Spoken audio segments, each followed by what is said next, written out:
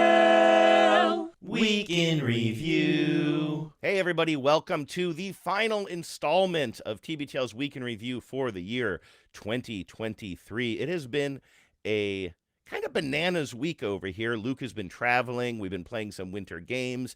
We pre recorded some shows this week. And so my whole week, honestly, I don't even know what happened on the show this week. That's why we have a special guest to join us. As always, we have listener Elysia in Florida joining us. Hi, Elysia. Hi, Andrew. Thanks for having me. Look at that festive background. You did that just for us? Well, yes. Or also, we're hosting a holiday party tonight, so I thought I would take advantage and double tap on it. Yeah, it looks great. Good setup. Thank you for doing that. And the reason I asked you to join us, particularly this week, is because we had a show on Wednesday where Luke checked in from Germany. It was his first time traveling to Germany, and he was only there for like a brief period of time, like a day or two, while he tried to rack up some some mileage for his airline points program. And I knew or had remembered or thought I had remembered that you and a few other tens lived in Germany together way back in the day. Now I'm fuzzy on the details because this was a long time ago, like way back when I was first joining the show, I think. But I just have a memory of you and some other Germany-based tens opening champagne bottles with sabers, I Ah, think, and sending us video from Germany. Do I have any of that right? you have so much of it right. So my husband was in the army at the time, and we were stationed in Wiesbaden, Germany, which is just outside of Frankfurt. And the one of the very first people that I met there was Jen Senior, and she and her husband Gary are my TBTL parents. I think we knew each other for just a couple weeks when she was like, "Do you know what a podcast is?" Because it was 2010, so that's how you started the conversation. And so I started listening. Despite the fact that I've mentioned before, it was when Luke was on some vacation at a lake and he was seeing how long he could go without taking a shower because he was at a lake, but I kept listening anyways. And so that was my first foray into TBTL, and it was the Bing Summer of Doing. And so, Bing. They were the sponsor. Microsoft Bing was sponsoring the show. yes, yes. And so, Jen sent a text or a email that said she would take on the champagne sabering task, and then figured out that for some reason I had a saber, which was my husband was in the kind of army unit where that was the gift they gave you when you left. So we made a video of us champagne sabering it, and now we're internet famous in our own minds. And my mind. But it's still a party trick I pull out on occasion. Are you going to do that tonight at your big holiday party? Well, now that we've mentioned it, I think I'm kind of obligated to, right? Just do it early in the evening. I worry about sabers late night at a party. We've never, no one's ever been hurt for as much things as fly around, and then you're dealing with broken glass when you're pouring. But well, really, you kind of just push the top right off the bottle. So, anyways, yeah. So that's how it all started, and that was in March of 2010. And I'd say I've probably only missed about 10 or 15 episodes since then. You guys are in my ear holes every day. Sorry about that. Well, I'm interested in hearing that where you were living was so close to Frankfurt because I didn't even know that. I just knew I was just like Germany. I don't know. You were over there for a while. So that's really interesting. I mean, you mentioned before we started recording that you had several notes about several shows you want to talk about that we did this week. But if you don't mind, can we start with the Germany talk? Like, what were your Absolutely. first impressions of Luke's story about kind of going over Oh my there and gosh. trying to So, find his well, hotel?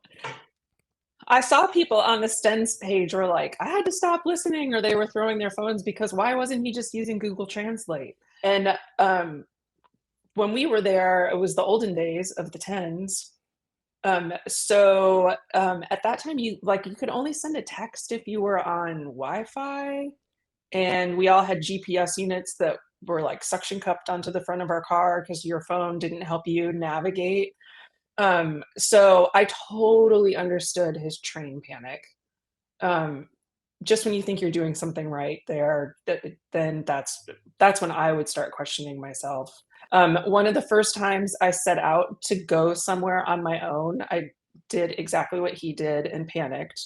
And I was on my way to a Pearl Jam concert, and there were other people on the train wearing Pearl Jam t-shirts. So I was like, this is fine. I'm just gonna follow them because I was meeting my friend at the venue, and they looked like normal dudes, and so they got off the train, and I got off the train and was following them. And turns out they were going to dinner not close to the venue at all. Just a They just stalker. like Pearl Jam. I'm sure that they were going a few more stops later to end up at the concert, but so I totally understood what Luke was talking about. When and I went into some convenience mart, and some person helped me get to where I needed to be, but I totally understood the panic. How did these people that you were following that you thought were going directly to the concert, did you ever interact with them at all? Like at some point did they say, No, "Why are you following us?" no, it was three dudes, and so I just tried to hang back, like I'm cool. I'm just walking down the same street you are. And so I probably did something similar to Luke checking his phone and walking out of the restaurant. Like I'm sure I'm like, yeah, I meant to be here, and then found the convenience store so I could ask someone for help. Was one of those people Stone Gossard that you were following? Well, I just would have asked him if it was. Yeah, right.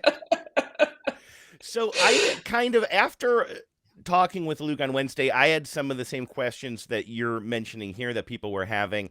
One thing that I thought about later was, and I can ask Luke this when he's back on the show, but like, um, I'm wondering why he didn't just call a car instead of trying to take public transportation. He's not somebody who takes a lot of public transportation in his daily life anyway, in a country where he actually speaks the language. Do you think it would be difficult to call a car using just like a rideshare app in a new country? Uber wasn't a thing yet when we lived there, so I'm not exactly sure. We had the same taxi company that we called all the time because they spoke English. So I'm not sure. Subsequently I've taken Uber in foreign countries, and it's easy. And I'm familiar with the train station that he was talking about by a stadium that does look like you're on the other side of the Eastern Bloc. Um, um, so I don't know. I mean, he said he was being thrifty. Did he tell you any reason why he didn't, or was he just committed to doing it on his own? Yeah, no, I don't know. We didn't have much conversation about this other No. than what happened on the air. So it was one of those things where I was sort of thinking about it later. And also, same with the questions about why not take advantage more of like automatic translation software. Or I would assume you could maybe even type something on the translation software on your phone and just even hold it up for somebody to like to read if you were trying to like order a sandwich or a frankfurter, as it were, in his case. That's interesting. Now, you said before the show that it was a hell of a week on TBTL. I'm not joking when I say I don't even barely remember what we did. This has been like sort of a mind f of a week for me. So what else was on the show?